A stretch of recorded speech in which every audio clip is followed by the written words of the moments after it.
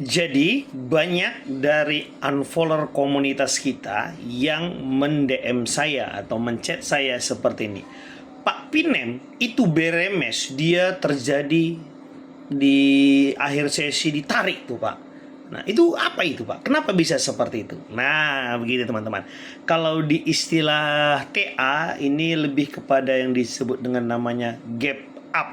Ya, gap up.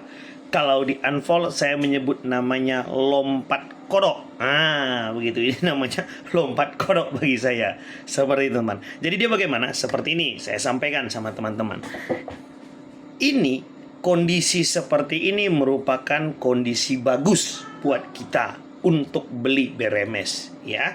Itu menurut saya. Tetapi semuanya ini lebih kepada hati-hati. Ya, hati-hati karena bisa saja gagal. Biasanya gagal itu dikarenakan ada bad news dari suatu emiten.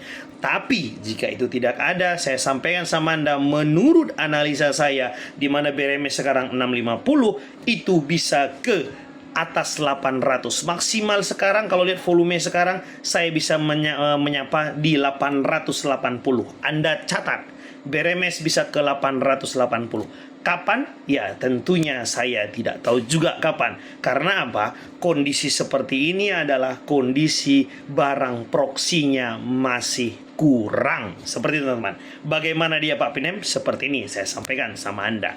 Jadi misalnya kita ada tim. Satu tim itu kan kita ada sebanyak 4 orang. Sebagaimana tentang pola 3 broker tambah 1 broker.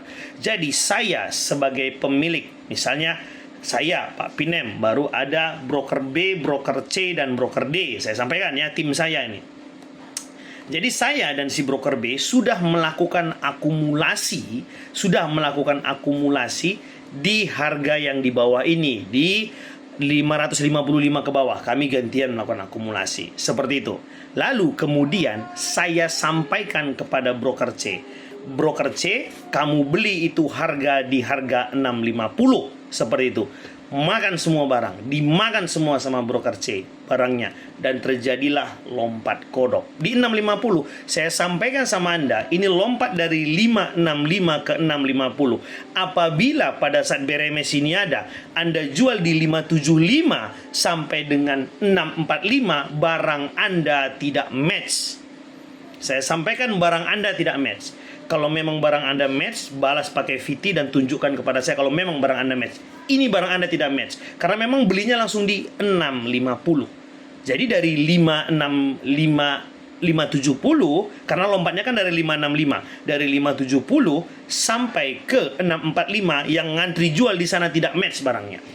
Nah, jadi ini artinya apa Pak? Begitu. Saya kan menyuruh broker C nih, HK di atas. Ini nanti Senin sangat berpeluang akan longsor. Seperti itu. Nah, akan longsor. Tujuannya apa? Mereka masih kurang barang. Jadi Senin nanti ini berpeluang akan turun. Menurut saya ya. Bisa juga salah teman-teman. Nanti teman-teman yang menilai. Dan dia turun. Nah, ketika turun itu teman-teman, kita akan melakukan akumulasi kembali sebagai proxy. Kita akum lagi kembali. Karena kita ada tujuan ke 800 bahkan 880. Tujuan kita. Jadi kita akum kembali di sana. Kita akum pelan-pelan, karena kita kurang cukup barang. Nah, setelah itu nanti ketika barang kita cukup, saya suruhlah broker D naikkan harga menembus 650 begitu. Nanti broker D akan menaikkan harga tembus 650. Nah, begitu tembus di atas 650, kita teman-teman tidak perlu lagi melakukan akumulasi di 650 karena kita sudah membuat pondasi kemarin, yaitu pondasi ketika kita membuat lompat kodok. Jadi pondasi itu dibuat di awal teman-teman, seperti itu. Jadi pondasi itu dibuat di awal. Jadi ketika itu di 650 itu udah ada pondasi duluan, kita nggak perlu lagi sideways di sana. Jadi agak lempang nanti menuju ke atas 800 seperti itu teman-teman. Ya, menuju 800 seperti itu. Oke, itu dia. Jadi, saran saya adalah bagaimana seperti ini. Pada saat posisi ini ya, broker B itu barangnya ada di 575. Anda catat broker B, dan broker A barangnya ada di harga 496. Ya, Anda catat.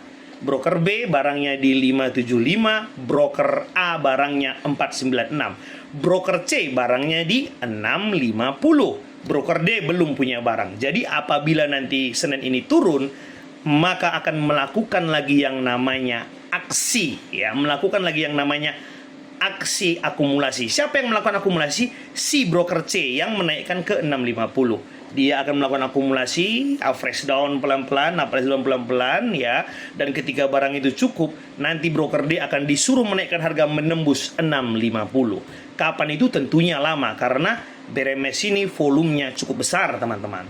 Kepemilikan masyarakat cukup besar, sehingga butuh barang yang lebih banyak supaya bisa menembus 650 dan menuju 800 bahkan 880. Seperti itu analogi logikanya, ya. Jadi saran saya adalah untuk pertama, selama saham ini tidak tembus dari broker B di 575, cicil BRMS. Senin dia turun, cicil. Pokoknya 575 acuan. Kalau dia jebol 575, nanti Anda fresh down di range harga 504.96. Seperti itu.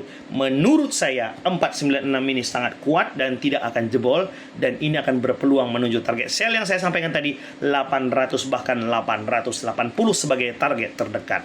Seperti itu dia, teman-teman. Tetap disclaimer dengan apa yang saya sampaikan, ini adalah sekedar analisa karena Anda bertanya, ya, banyak yang DM saya dan saya pun menjawab, ya. Seperti itu saja, mudah-mudahan ini bermanfaat. Nanti kita buktikan kalau memang saya salah dalam menganalisa ini, unfollow saya, blokir saya. Tidak perlu Anda mengikut saya karena omongan yang saya sampaikan abal-abal, tidak bermanfaat. Seperti itu. Tapi kalau memang ini benar, mari belajar di komunitas Bikop Indonesia menjadi bagian dari Laskar Unfold. Itu saya dari saya, mudah-mudahan ini bermanfaat bagi Anda. Ilmu ini sangat penting bagi Anda. Save video ini supaya bisa menjadi titik tolak ukur. Karena apa?